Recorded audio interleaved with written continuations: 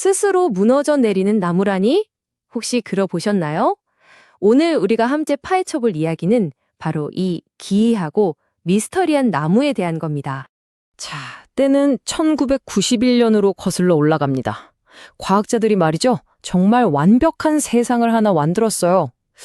근데 그게 그냥 산산조각이 나버렸습니다. 대체 무슨 일이 있었던 걸까요? 네, 이 산산조각 난 완벽한 세상. 이 이야기의 시작은 바이오스피어 2라고 불리는 정말 흥미진진한 과학 실험에서부터 출발합니다. 상상해보세요. 1991년 애리조나 사막 가운데에 정말 어마어마한 유리돔이 딱 세워진 겁니다. 그 안에는요, 작은 바다도 있고 열대우림, 사바나, 심지어 사막까지. 말 그대로 지구를 축소해 놓은 거죠. 목표는 딱 하나였어요. 과연 인간이 외부 도움 전혀 없이 이 안에서만 살아남을 수 있을까? 이걸 알아보는 거였죠. 실험이 시작되고 진짜 놀라운 일이 벌어집니다. 이 유리돔 안에 있는 나무들이요, 바깥 세상에 있는 그 어떤 나무보다도 훨씬 더 빠르고 무성하게 자라는 거예요. 우와, 성공인가? 싶었죠. 그런데 정말 이상한 일이 생깁니다. 나무들이 어느 정도 자라고 나니까 누가 건드린 것도 아닌데 갑자기 픽 하고 쓰러져 버리는 거예요. 자기 무게를 못 뛰기고 그냥 꺾여버린 거죠.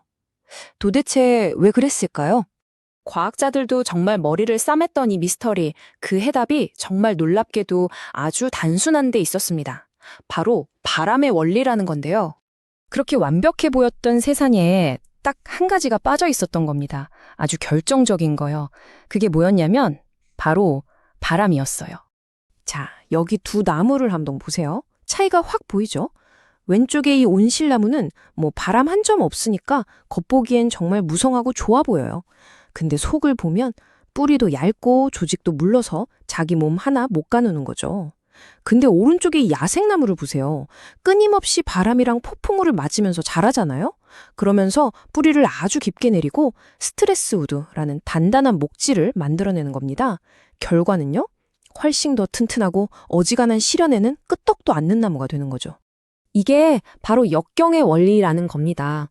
그러니까 우리를 힘들게 하는 저항이나 시련이 사실은 우리를 가로막는 장애물이 아니라는 거예요. 오히려 우리를 더 단단하게 만드는 촉매제 역할을 한다는 거죠. 정말 중요한 개념이죠? 자, 그런데 이게 그냥 나무 이야기에서 끝나는 게 아닙니다. 진짜 중요한 건 지금부터예요.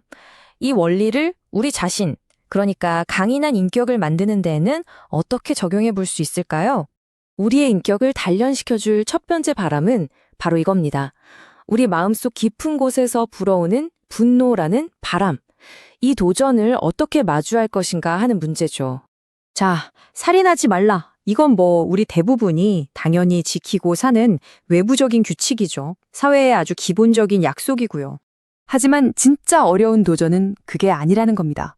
훨씬 더 깊은 곳에 있어요. 바로 이거죠. 형제에게 화를 내는 사람도 심판을 받게 될 것이다. 이건 내면의 기준이잖아요. 바로 이 지점에서 관점의 대전환이 일어납니다.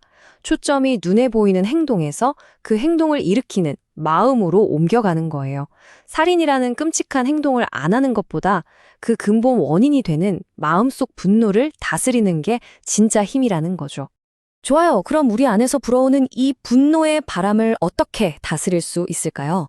아주 오래전부터 내려오는 지혜가 정말 실용적인 방법을 알려줍니다.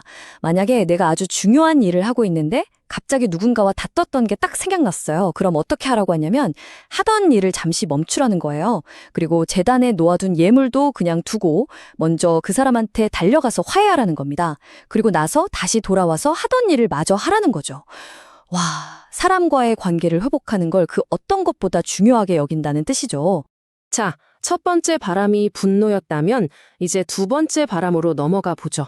이건 방황하는 시선, 즉 우리 눈과 마음에 대한 도전입니다. 마찬가지로 가늠하지 말라. 이것도 눈에 보이는 행동에 대한 외부적인 규칙이죠. 대부분의 사람들이 지키려고 하는 규범이고요. 하지만 여기서도 똑같습니다. 진짜 도전은 마음속에 있죠. 음욕을 품고 누군가를 바라보는 것만으로도 이미 마음으로는 가늠한 것이다. 와, 여기서도 초점이 몸의 행동에서 마음의 생각으로 확 옮겨가는 걸 볼 수 있죠. 그래서 나오는 조언이 처음 들으면 정말 충격적입니다. 차라리 네 손을 잘라버려라. 이런 말이 나오거든요. 물론 이걸 문자 그대로 받아들이면 안 되겠죠. 이건 강력한 비유입니다. 내 삶에서 끊임없이 나를 유혹하는 근원이 있다면 그게 아무리 내게 익숙하고 소중하게 느껴지는 것이라 할지라도 아주 단호하게 무자비할 정도로 끊어내야 한다는 결단을 촉구하는 거죠. 자, 그럼 정리해 볼까요? 우리 안에 분노라는 바람, 그리고 욕망이라는 바람, 이 두 가지 거센 바람을 마주하는 과정을 통해서 우리는 어떻게 폭풍 후에도 흔들리지 않는 그런 단단한 인격을 만들어갈 수 있을까요? 결국 우리는 맨 처음 봤던 그 나무 이야기로 다시 돌아오게 됩니다. 여러분은 어떤 인격을 만들고 있나요? 내면의 힘든 싸움은 피하고 그저 겉으로 보이는 모습에만 신경 쓰는 온실 속 인격인가요? 겉은 화려하지만 작은 압박에도 쉽게 무너져버리는 그런 인격 말이죠. 아니면 내면의 도전을 피하지 않고 정면으로 부딪히는 바람맞은 인격인가요? 어려운 선택들을 통해 내면에 단단한 뿌리를 내리고 그래서 진짜 강인함을 갖게 되는 그런 인격 말입니다. 기억하세요. 진짜 강함은 완벽하고 안락한 환경에서 만들어지는 게 절대 아닙니다.